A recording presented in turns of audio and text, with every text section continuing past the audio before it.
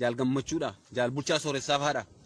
Warra jireenya isaanii qabsoo keessatti fixatanii isaan kana ijoolleen umurii isaanii ijoollee jedhee moo dandeettiif ogummaa gasaa dhaga kiyyan qaban isaan dadhaboodha waan jedhu ibsa. Ijoollee jechuun isaa sun Jawaar gadda kan inni dubbate. Gaafa duraas dubbatee ture. Duriyyeen gamaa gamanaa jedhu. Duriyyeen eenyu? Duriyyeen ni leenjifatee bosonatti argatee jira. Duriyyee jechuun moo waraana bilisummaa Oromoo isa Jawaariyyuu hin argin dhuga Oromoo argee itti wareegama kaffalaa jiru kan duriyyeedha. Hin beeknu duriyyeen Feesbuukiin ijaarratee bosonatti ergee maqaa waraana bilisummaa Oromoo balleessisuuf ijaarrate jiraachuu danda'a. Isa kana hin beeknu nuun. Maaliif jennaani deeggartoonni kaafaa tokko waraana fa'aa qabna fa'aa jedhu waan ta'eef jechuudha. Kanaafiyyuu aga waraana bilisummaa Oromoo balleessuuf duultan aga maqaa isaa xureessuuf duultan raftanii bulaa hin jirtan nu dhugaa olii beenna olitti himna. Uummata Oromoo gowwoomsitan malee nu gowwoomsuu hin dandeessan. Isinitti himna. Raftanii bulaa hin jirtan. Keessaan fira fakkaattanii alaan diina fakkaattanii hojii isin hojjetaa turtan. Gaafa hawaasa daasbooraa sanatti deemtan illee kan isin dubbachaa turtan ilaalchi keessan inni jalqabaa waraana bilisummaa Oromoo irraa uummata sana abdii kutachiisuuf gargaarsa kutu ture. Garuu booda Oromoon isin dura dhaabatennaan sodaattanii sadura duriyyee jechaa turtan, sadura ijoollee bosonaa jechaa turtan, dhuftanii Ameerikaatti immoo hoboo jechuu jalqabdan. Hoboo hin hiikkatu jechuu jalqabdan. Waan beektan hin qabda waan hiikkachuu hoboo. Wanti isin galche hin jiru, waan isin quba qabdan hin jiru. Akka nama tokkotti yoo akka Jawaar akka Baqqalaatti yoo akka nama tokkotti ree Oromoon qabutti si ilaalamee malee ati waan waraana bilisummaa Oromoo waanti beektu hin jiru. Lafarra hin jiru sitti nima. Ajaja mataa isaa qaba ajaja waraanaa. Ajaja mataa isaa qaba ajaja siyaasaa. Qindeessa olii gala ajaja olaanaa qaba. Gootota jajjaboo sabni itti abdatu qaba jechuudha. Akka jaal marroo fa'aa jechuudha. Akka jaal gammachuu fa'aa jechuudha. Akka jaal sanyii san fa'aa jechuudha. Warra akka keessan Awurooppaa fi Ameerikaa keessa deemu sanaa miti jechuudha. Warra siree gaariirra rafu sanaa miti jechuudha. Warra aantummaa sabaa biyyee kanarra rafe biyyee kana keessa gangalatee aantummaa saba isaanii injiraan hin nyaatame duratti saba isaanii duratti dhiiga dhangalaasaa saba ceesisaa jiranii gootota akkasii kan qabaa jechuudha. Oromoon. Gootota akkasii kan qabaachuu isaan boonaa jira jechuudha Oromoon. Isin garuu Oromoo gowwoomsuuf jooraa jirtan. Ijoollee xixiqqoo jettu gaafa duraa. Duriyyee jettu. Kooddiin keessan silaa sanuma fakkeessuuf. Waraanni bilisummaa Oromoo waraana bilisummaa Oromooti. Shanee cinee minaamin. Suni maquma sin ijaartanidha. Sun sinti qaba waraana akkasii. Waraana hattuu ta'ee qawwee hidhatee ganda keessa deemee nama saamu wiiggii fayyadamee deemu sana isa naa miti. Waraanni bilisummaa Oromoo warra raastaalaa orjinoo akkanaa kan qaban. Warra akkasii kan. Laali. Rastaa qofaan immoo miti qabeekaman. Rastaa gaafa hin jedhu. Isa wiiggii sanaaf hin jedhee malee. Isa akkasii waraanuma sin ijaarratanti jira. Nun beennu. Oboom naamin. Oboon sinarra jettan kan sagaaf kaanii sossobdanii kaaniin gam kan gorsitanii kaaniin gam kan gorsitanii galchitan sanadha. Oboon sinarra jettan sun. Isuma sanadha. Ijoolleen gaaf sun galteessadha. Xeessa jirti. Ireen isaanii akka namummaatti ilaalamee Oromoon ilaaleera. Orra deemanii dibuu nyaachistanii summii nyaachistanii daaraa gootan sana. Bara haadha namaatti dhale haadha Oromoo dhale abbaa Oromoo dhalche. Isaan sun yoo waan fedhan ta'anillee garaan haadha isaanii hin gubata beeki. Garaan haadha Oromoo sun hin gubata beeki. Badii hojjetaniif seera gaafata abbaa fedhellee bifa sanaan hin galchine yoo waamtanii hojii hojjettu jettanii yaamtanii galchitanii utuma ta'eyyuu isaan gowwomanii galaniiru gowwomsitaniitu. Lubbuu isaanii garuu jiraachisu nageenya lubbuu isaanii garuu tiksuu hin dandeenye jechuudha. Nageessa keessan tiksuu hin dandeessan garuu karaa nagaa odeessisan. Karaa nagaa sinaaf haftan san nu wallaalle sinirra beenna. Garuu nagaan Itoophiyaa keessatti dhufuu kan inni danda'u yoo sabaaf sablamnoonni mirgi isaanii kabajamedha. Seenaa baay'ee qorattan sin ni beena qoranneerra jechaa jirtanii. Lolli addunyaa lammaffaan maaliif bu'uurisa? Eessaa dhufe? Impaayeroonni guguddoo addunyaa kanaa sun maaliif diigaman? Diigamuu isaanii sababa kan ta'e maali? Akkasiin qorattanitti. Maal akkasiin qorattanitti? Nuun akka dhageenyatti akka hayyoota keenyarraa barreetti akka marrooffaa gammachuunfaa hoogganoonni keenya nu barsiisanitti nu akka beennutti akka gootonni keenya nutti himanitti akka seenaa qorannetti akka beennutti inni kuni sababa kan ta'e diigamuu impaayerota sanaaf sababa kan ta'e loloota addunyaa lammaffaa oo xiqqaate namni miliyoona 85 daaraa ta'e kanaaf sababa kan ta'e walqixxummaan saboota kabajamuu dhabuudha. Impaayerattii keessatti immoo mirgi sabaaf sablammootaa walqixa ilaalamuu dhabuudha. Hiree murteeffannaan saboota kennamuu dhabuudha. Inni kun ragaa addunyaarra jiru. Waan ol mormiin hin jiru. Itoophiyaa keessa jira kun. Itoophiyaa keessa jira yoo ta'e kadheen gadda Amaaraa suniif Oromoo sunirratti sanyii duguggaan geggeeffame suni akkamitti ilaalama? Akkamitti ilaalama? Isin immoo maal hojjetaa jirtan? Maal dubbataa jirtan? Maal gochaa jirtan? Akkasiin nagaa fiduu hin dandeessanii? Nagaan fiduu kan danda'an nama hiriyyaa waliin teessee mareet tokko wajjin. Oromoo sabni biraan Itoophiyaa sajjettan kana keessatti tokkoon miti walqixaa miti. Oromoon isaan jala jira hacuucamaa dhadhabaadha waan isaan jedhan godha. Baay'annee har'a afaan Oromoo dubbannee yaa'u keenya kan dhiisaa. Sirna jecha Itoophiyaa jedhamu sun maa irratti hundaa'e eessaa akka dhufe quba qabaadha. Isa sana. Abiyyiin dhaqee Tolasaan dhaqee Toliinaan dhaqee nun beennu achi taa'uusa nama. Sirnicha darbachuu barbaanna. Sirni Oromoon Oromoo ta'e biyya isaa ta'e abbaa fedhu wajjin jiraachuu ni danda'a. Oromoon mirga isaa murteeffachuu qabaadha. Isa qabutti fayyadamuu qabaadha Oromoon ofii isaa danda'ee of danda'e. Isa kanaan alaa waan nuti beennu hin jiru. An Itoophiyaa ijaaru waan maal ijaaru? Namni biyya diigaa jiru hin jiru. Biyya keenya diigamte ijaarrachuuf jooraa jirra malee lafee keenyatti cabsine. Siyaasa akkasii qorannee jedhu. Maal taatan arguu dadhabdarre? Oromoon akka inni biyya diigaa hin jirre maal taatan arguu dadhabdan? Isa kanaafuu mirgi sabaaf sablammootaa guutuu naga Itoophiyaa ishee jedhamtu kan keessatti ol qixa kabajamutti arga mirgi uree murteeffannaa Itoophiyaa biyya jedhamtu kana keessatti hin kennaminitti nagaan Itoophiyaa keessa hin jiru. Inni kun immoo ta'uu kan danda'u yoo Oromoon humna ta'e ka'e qofa. Maaliif jennaani yoo gaaffii gaafatte si kabalanii gasiteessan siidha waan ta'eef isa kana ittistee yoo si kabalan kabaltee yoo dhiitte yoo sitti dhukaaste ajjeeste kan kee kadhattee tun ta'in irraa fudhadhu. Kan kee kadhatiin akkamitti si kenna namni qara humnaan caccabsee irraa fudhate akkamitti kan konaa kennan si kenna. Hin danda'amu iyyuu bari hin jiru iyyuu gaaffii kun gaaffii gowwaati. Qabadhu danda'i hirree jabeeffadhu itti irraa fudhadhu. Isa kanaaf nagaan biyya kan keessatti miti gaanfa Afrikaatti buuf Oromoon humna ta'uu qaba jechuudha. Hidhachuu qaba Oromoon. Yoo Oromoon hidhatiin hin danda'amu nagaan hin dhufu. Hidhatee biyya isaa irraa fudhatee lafa isaa guutuu agar ayyaatti kabachiifatee biyya mataa mootummaa mataa ta'e abbaa fedhe jinaa jiraata. Abbaa fedhe biyya guddoo aga Afrikaa kan geettu waliigalteen uummadhaa jiraadha. Paartiin Oromoo lama sadis gaafsuun barbaachisa. Arratti hin barbaachisu. Maaliif jennaan gaaffiin Oromoo gaaffii abbaa biyyummaati. Gaaffiin Oromoo gaaffii abbaa biyyummaati. Gaaffii abbaa biyyummaa gaafachuu qaba paartiin Oromoo duratti. Gaaffii Itoophiyaa maali? Itoophiyaa maali? Afrikaa maali? Hin beeknu nun duratti Oromiyaa isa jedhu qaban. Oromiyaa hiika kabachiisnee nama goone saba goone booda gaaffii birmaanitti darbuu dandeenya biyya barbaanne wajjin ijaaruu jiraachuu ni dandeenya. Akkasitti immoo hin danda'amu hin ta'u. Isa kana beekuu qaba paartileen siyaasaa. Callisanii paartii siyaasaa ofiin jedhanii haasa'uun gatii hin qabu bu'aa hin qabu.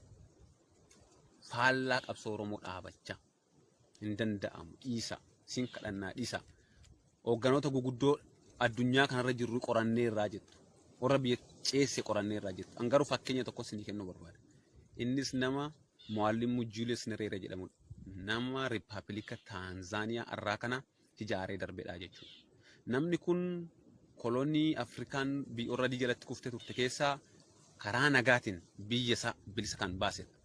Yeroo jalqabaaf Afrikaa keessatti karaa nagaa aangoo qabate karaa nagaa aangoorra kan bu'e pirezidaantii Taanzaaniyaa Julius Nyerere nama jedhamudha.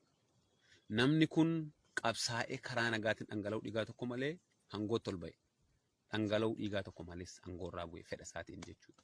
Inni kunis ilaalchinni Taanzaaniyaan ittiin ceeti ittiin tarkaanfatti guddatti jedhee qabatee deemu ilaalcha dinagdee komaandii ture. Garuu bifa sanaan deemnan Taanzaaniyaan dinagdeen jabdu turte daaraa taate gadi buute. Isa kanarra dhaabatee ilaalchi isaa Taanzaaniyaa ceesuu hin dandeenye. Inni garuu ilaalcha biraa fudhachuu hin danda'u. Isa kanaafiyyuu dhaabbatee murteesse. Ilaalchi ittiin dinagdee Taanzaaniyaa ittiin guddachuu dandeessu immoo dinagdee miiksidi ikoonoomii kana. Isa kana immoo Julius Nyerere fudhachuu hin dandeenye mataansaa. Isa kanaafiyyuu ofii waan itti namanne hojjechuurra warroon kanatti amanan dhufanii isa kanatti Taanzaaniyaa ceesa waan ta'eef. Dinagdee isa kanatti Taanzaaniyaa ceesa waan ta'eef. Ani garuu itti naman waan ta'eef. Dhufanii bakka bu'anii hojjetanii haceessanii jedhu. Itti kenname. Nagaan pirezidaantummaa isa gadhiise. In ceesan Taanzaaniyaa deebisanii guddisanii jechuudha. Amma ni ilaalchisaas akka wanti sun ta'e ni beeka garuu fudhachuu hin dandeenye. Isa kana paartileen siyaasa Oromoo dooktarra maalii xiinxala siyaasa maalii jedhamu suni isa kana. Ilaalcha marroofaatu sirriidha. Har'a marroofaa jala deebine qabsoo Oromoo utubnaa tuffataniiti malee akka karaan marroonfaa qabatanii deeman karaa waraana bilisummaa Oromoo qabatee deemu dhugaa ta'e ni beeku jechuudha. Hoogganaa akkasii jala hin deemin Oromoo. Jalaa deebi boollatti sin naqa. Namni dantaasaaf dhimma isaa boollatti sin naqee. Kanaafuu Itoophiyaa keessatti nagaan bu'uu ka danda'u yoo Oromoon biyya isaa argate gaaffiin isaa deebi'ee qofa. Inni kun dhaabbata dhumaadha jala sararamaa. Isa kanaaf immoo Oromoon uummata ta'uu qaba. Waa'ee humnaa qawween hin barbaachisu jaarraa kan keessa qawween hin barbaachisu jedha. Qawween hin barbaachisu biyya addunyaa irratti guddate Ameerikaan Raashiyaa fi warreen hafan kuni baalisti misaayilii kan hidhataa jiraniif niwukileerii kan hidhataa jiraniif jeetti raaptirii xiyyaara waraanaa guddoo jeettota helikoptera waraanaa warra qilleensa akkas naannaan akka kubbaa dhiitanii naannaanii hojjetaa jiraniif doonii xilliqa galaana keessa seenanii keessaa bahan irra hojjetaa jiraniif cidha ittiin wal affeeruufidha meeshaa kanaan. Cidha wal affeeruu kan meeshaan Oromoon barbaachisu jedhamu kan qawween jaarraan keessa barbaachisu jedhamu. War qawwee bira darbee addunyaan qilleensa na hojjeessuu danda'e vaayirasii na hojjeessuu danda'eera. Kana qabaaf hin barbaachisu hin jedha. Kun as keessa deeme waan hiika isaan beenne faranjii irraa dhaga'ee as keessa deeme haasa. Waan hiika isaan beenne nama guddaa akkasii xiqqoon salpha natti ulfaata dhugaan sin jedhan. Waan hiika isaan beenne faranjii irraa dhaga'ee fide waan akka biraatti hiikamu fide asitti haasa. Meeshaan hin barbaachisu warra barbaade vaayirasii achi taa'ee xaxxi godhee sejjeessa. Waan ittiin sejjeessa waan ittiin si to'atu qabu. Kun hojjechuma kanaanuu si uggure si to'ateera. Niwukileera ofii hidhatee hidhachuu dandeessu sin jedha waan ta'eef. Meeshaan hin barbaachisu. Kanatu humna ta'uu dandeessu yoo meeshaa qabaattedha. Tigreen xiqqoon sun maaliif dadhabanii dhiisan sadarkaa falmuu hin dandeenye ga'anii sadarkaa falmuu hin dandeenye irra jiru.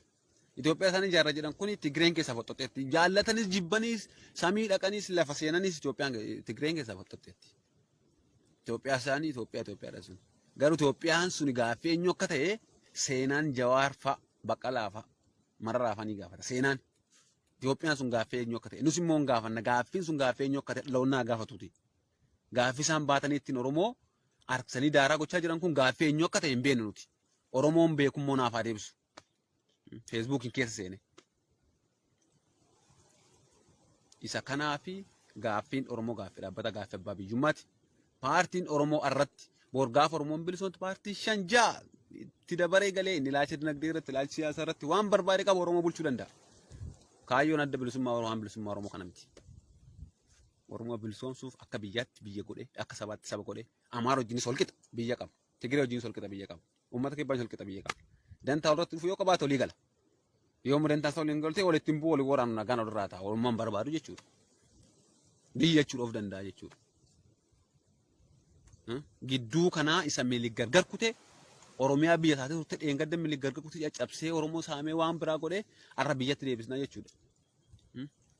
Dhaloota dhugaa isaa falmatu dhalate jechuudha. Yoo ta'een Itoophiyaa ijaaruun gaaffii eenyuuti? Itoophiyaa cabdee diigamte deebisanii suphuun gaaffii eenyuuti? Wanta kana isiniin jedheef immoo wanta qabatamaatu jira. Yoo gaaffiin kun gaaffii Oromooti jedhee gaaffii Oromooti jedhamee lafa nuuf haa taa'u. Sababni kan dubbachuu barbaadee fi paartiin siyaasaa tokko biyya tokko keessatti gaafa gad dhaabbatu akeekaaf kaayyoo godhatee waan fuulleffatee gad dhaabbate qaba. Akeekni kun immoo akeeka uummata isaa keessa jiru uummata inni keessaa madde keessaa ba'e kan keessa jiru gaaffii uummataa deebii dhabe kana akka inni deebii argatuuf wareegama sadarkaa akkamiyyuu itti kaffalee uummata san duratti gaaffiinsa akka deebi'uuf wareegama kaffalee fi gaaffii uummata kanaaf deebii barbaaduudha.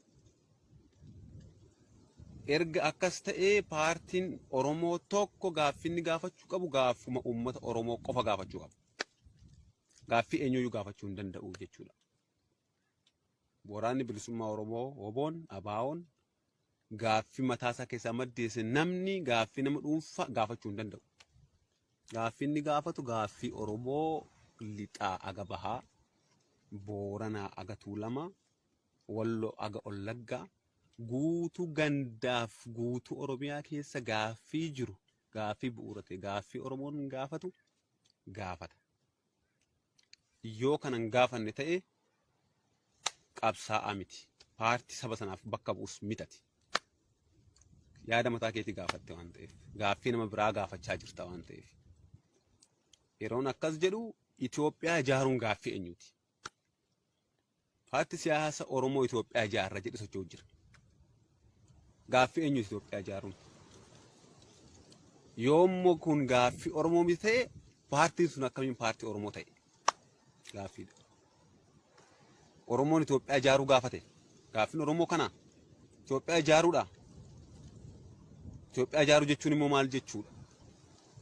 Bar Oromoon Finfinnee keessatti caffee Tuulamaatti yoo xiqqaate gadaa Booranaa arraa 72 lakkaa'ame kana malee gadaa 21 ol Tuulama qofa keessatti hora Finfinnee irratti irreeffatee dabarseera Oromoon Tuulama.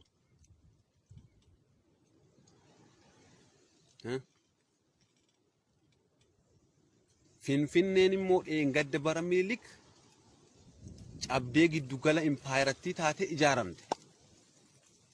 Finfinneen ammoo Itoophiyaan gaafa suni ijaaramte.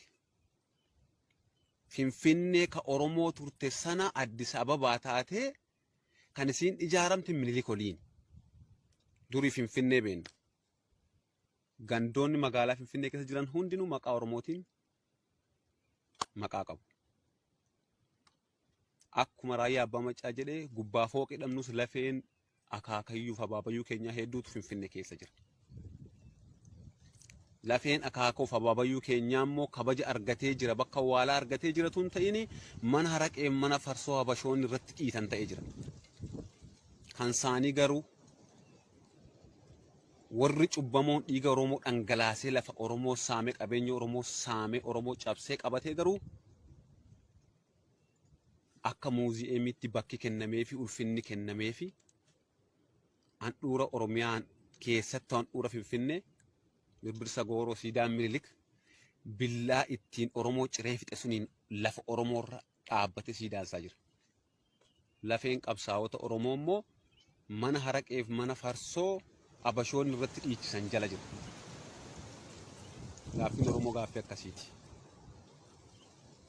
Gaaffiin Oromoo malee gaaffii dheengadda ganna 150 gama kanatti Finfinnee jedhanii Itoophiyaa jedhanii ijaaran sirna itti Oromoo duguugame inni ijaarraa yoo jedhanii Oromoon ganna 150 dura hin jiru jechuudha. Hiikkaansaa akkasuma jechuudha. Hiika biraan qabu. Hin turree jechuudha. Oromoon ganna 150 dura hin turree jechuudha. Maaliif jennaani Oromoo dhimmi Oromoo Itoophiyaa keessatti bakka ilaalamuunsaa. Dhimmi Oromoo Itoophiyaa keessatti ijaaramuunsaa ilaalamuunsaa kana mul'isaa jechuudha. Oromoon san durayyuu bara lakkaa'amee dhumuu hin dandeenye bara dheeraa Oromiyaa guutuu Finfinnee keessa ture Oromoon. Isa kana ragaa addunyaan nuuf qabudha. Sabni Oromooti ari'ee lafa kanarraa na kaafate tokkollee hin jiru. Abbaan fedhellee hin jiru. Oromoon saba tokkollee lolee lafarraan fudhanne saamne lafti kun kanuma Oromooti. Oromiyaan arraa kanuma Oromooti. Oromiyaa arraa yeroo jennu immoo kaartaa isa addi bilisummaa Oromootti amanu sana. Isa Olloo Litteejjuu, Olloo Wallaggaa. Isa gidduutti citi tokko hin jirre. Isa gidduutti godina addaaf godina maalii magaalaa addaan hin jirre. Isa ol qabatu isa sanaa jechuudha. Ka Oromoon gaafataa jiru. Itoophiyaan jedhamu kun immoo dheengaddaa utuu Oromoon hin ta'u jedhee diduu harka Oromoo micciiranii caccabsanii fixanii dirqamaan Oromoo bulleessanii gaggabsanii ijaaran. Dantaa isheen ijaaramte immoo dantaa Minilikii fi Abashootaa qofaaf ijaaramte Itoophiyaan. Dantaa kana qofaaf ijaaramte. Namni saba tokkoo gaaffii saba tokkoo gaafatu kallattiin faallaa gaaffii saba sanaatiin gadi yeroo ba'u sabni kun akkamiin irraa fudhata? Sabni kun maaliif oolfin gaafatu isa kana? Namoota jibbuu miti paartilee siyaasaa jibbuu miti hin jaallannan kabajna dhuguma beektota. Garuu immoo gaaffii Oromoo gaafataadha hin jirani. Arruma impaayiratti Itoophiyaa kana keessatti Oromoon ilaalcha akkamiidha qaba? Fakkeenyota hedduu kaasuu ni dandeenya.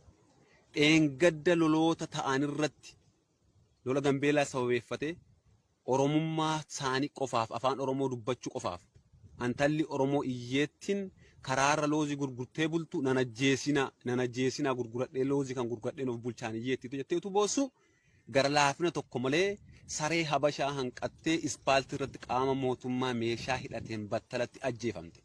Dhoksaa tokko kan hin qabne ka viidiyoon saragaan jiru ajjeefamte. Wallootti akka nama horii fe'ee qalmatti geessu konkolaataa Isuuzuutti fe'anii dhaqatanii ka eenyullee isaanii dhoowwine dudduubaan irraa bananii gabbu'aa jedhanii itti dhaadataatti sirbaa ilmaan Oromoo harka duwwaa daaraa godhanii ragaan jira viidiyoon jira. Eenyu dubbate? addunyaa isa kamtu dubbate. Dheengadda Wallaggatti namoonni lammii Amaaraa ta'an uummata nagaa irratti haleellaan geessifamee jedhame. Gaafa akkas jedhamu miidiyaan guguddaa addunyaa dubbate. Miidiyaa guguddaa addunyaa afaan san hubeennuuf hin beekne guutuu dubbate. Seeneetii Ameerikaa socho'ee dubbate. Duulli Tiwiitarii halkan tokkotti guutee bule.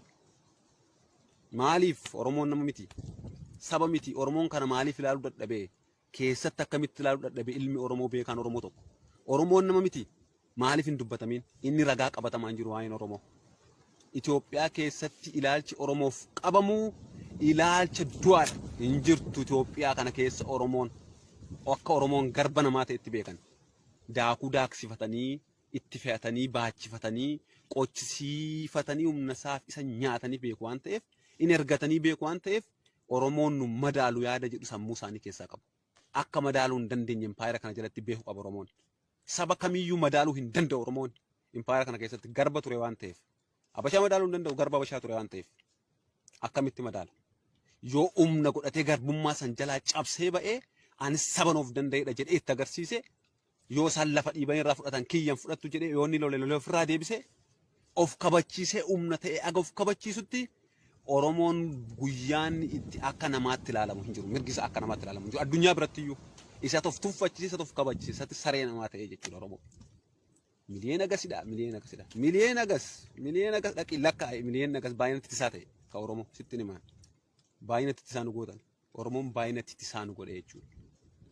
Tigireen gaafa dubbiin dhalate paartileen siyaasa Tigiree warri durii ol dhabani Dabratsiyoon faa fi Tsaadiqaan faan Jeneraal Tsaadiqaan faani ka durii garaagarummaa ilaalchaatiin gargar ba'anii nama hawaasa turetu dhimma Tigraay irratti gaddeebee dirree lolaa seenee lole. In dhabame ilaalchi namummaa jechuudha gidduu sanaa ilaalchi sabummaaf kennamee jechuudha. Oromoo biratti garuu ilaalcha beekumsa, ilaalcha beekamtii, ilaalcha jireenya ofii fooyyeffachuu isa kanatti hiikamaa jira jechuudha paartiin siyaasa Oromoo. Isa kanatti hiikamaa jira. Akkasumatti ni kana. Maaliif jennaan gaaffii Oromoo gaafataa jiran. Gaaffii isaan gaafataa jiranii gaaffii Itoophiyaati. Itoophiyaa jechuun immoo isii kanaa jechuudha. Itoophiyaan ollaa keenya taatee jiraachuu, Itoophiyaan ollaa keenya taatu illee hin jirtu. Itoophiyaa waan jedhamu sirna gabroomsaa jechuudha. Inni nama dubbadhu kun mirgi sabaaf sablammoota Itoophiyaa isii jedhamtu kana keessa jirtu aga walqixatti ilaalamutti nagaan bu'uu hin danda'u. Gonkumayyuu bu'uu hin danda'u. Kana duras nagaan Itoophiyaa keessatti bu'ee hin jiru. Eegi Itoophiyaan ijaaramte. Oromoo dadhabee humna fixatee waan itti lolu dadhabee gowwoomee taa'e malee. Har'ammoo nu dammaqneerra ijoolleen Oromoo hin lollaaf saba keenyaaf biyya keenyaaf ni lolla malee hin ciisnu jala. Nun agarreerra waraanni bilisummaa Oromoo argeera. Ni beeka waraanni bilisummaa Oromoo jechuudha. Paartiin maqaa Oromootiin dhaatee garuu sirna Oromoo balleesse sirna Itoophiyaa deeggaruuf Itoophiyaa ijaarra jedhu maal jechuu akka inni ta'e uummanni Oromoo kun itti dubbatamu immoo akkamitti akka hubatee harka rukkutaa fi akka jiru hin beekan. Harka rukkutaa fi akka jiru garii. Warra bar hojii miilika akeeka miilika raawwachiisnaa jedhaa jirudha. Malee Itoophiyaan waggaa 150 dura hin jirtu. Oromoon Oromoo ture, Tigreen Tigree, Amaara ture. Uummanni kibbaa uummata kibbaa ture. Maqaan Itoophiyaa dhamuyyuu hin jiru. Isaan immoo Oromoo fudhachiisu saba kan gowwoomsuuf akka sadarkaa kitaaba qulqulluu irra deemanii jechoota dur kuush jedhanii barraan afaan Oromootiin Itoophiyaatti jijjiiruu ga'an. Akka sadarkaa sanaatti amana. Itoophiyaa waan jedhamuyyuu Oromoon akka waan amantiitti hiikkataa jira. Itoophiyaa waan jedhaniyyuu alaabaan Itoophiyaa sabbata waaqaati waan jedhurraan kan ka'e. Isa kanas hin fudhachiisan, isa kan nu fudhachiisan. Aayidoloojii keenya kana ta'e hubachuu qaba Oromoon. Isa kana gaaffii Oromoo mitiiti. Gaaffii Oromoo miti. Sablammiin biyya kana keessa jiru hundinuu ol qixa. Biyya isaa qaba, saba isaati, afaan isaa qaba. Yoommoo ollummaa gaarii waliin jiraanna jedhame ollaa jechuun kan mana kee keessa seenee goola kee seenee siree kee irraa si buufate siree kee irra rafu ati buutee lafa raftuu jechuu miti keessummaa ollaa jechuun. Ollaa jechuun kan kabajaan mana keessan qabda waliin jiraatan nagaa waliin qabdan ol gargaartan aadaa buna waliin dhuddan yoo barbaaddan immoo ol irraa fuutan walitti heerumtan yoo barbaaddan immoo ol kabajanii aadaan waliin dubbattan isa siin ol qixa akka kee mana qabu jechuudha ollaa jechuun. Ollaa jechuun miti narraa kun cunqurfamanii hacuucamanii aajaa saba tokkoof dantaa saba tokkoof jiraachuu jechuudha. Never hin danda'amu. Har'a hin danda'amu kun hin danda'amu kana dhiisaa warri beennattanis hin beennattanis dhiisaa warri kaanis hin gowwoomina hin danda'amu kun dhaloonni kun jiru. Waraanni bilisummaa Oromoo hundinuu lolee dhumuu danda'a. Diroonii qabanii ittiin fixuu danda'an garuu dirooniin baqata waraanni bilisummaa Oromoo uummata isaaf ilmoo wareegama kaffala malee. Diroonii dhiisin misaayilaaf taankii biraa galfachuu dandeessa. Ameerikaaf seneeti Raashiyaa warra ammoo lolaa jiran kanallee ol taraarsitee nu rukuchisuu dandeessa. Waraanni bilisummaa Oromoo garuu dhabamuu hin danda'u. Haga ilmi Oromoo tokko jirutti jechuudha. Wantichi kaayyoo dhugaadha malee nama miti. Ilaalcha namaa miti. Ilaalcha Oromoo hundaati. Ilaalcha bulee lataa deemudha. Dabalaa deemudha. Baduu hin danda'u inni kun. Garuu paartileen siyaasa Oromoo hedduun silaa gurmuu waraana bilisummaa Oromoo ta'anii wareegama kaffaluu qaban waliin kaffalanii dandeettiif ogummaa qabaniin ka Oromoo ceesisuu qaban turan utuu beekanii akkamittiin nama bosona jiru ilaalcha wal xiqqeessuutiin ilaalcha wal tuffachuutiin ilaalcha yaadolii